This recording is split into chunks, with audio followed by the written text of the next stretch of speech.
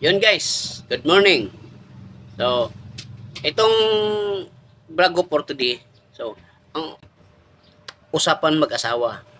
Kung naka-relate kayo sa mga asawan, sa mga partner nyo, sa kagaya na sa akin, ganyan ba yung mga asawa nyo? So, panoorin natin kung ano nangyari. Grabe init yan sa gabi. Pagka nahiga akong ganyan naramdaman ko tumutulo yung pawis dito sa gilid ko, sa ganito. So, Pa naman. ha? Electric fan.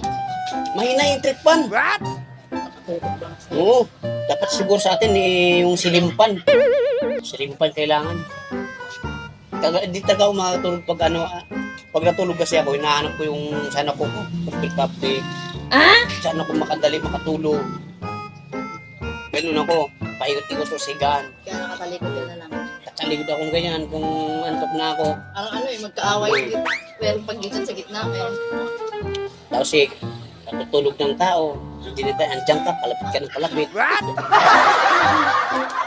Pag ganyan kasi, huwag kang kalabit ng kalabit. May time sa ganun.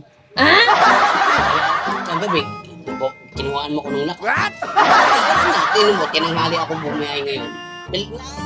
Pagod ako ganung bagay.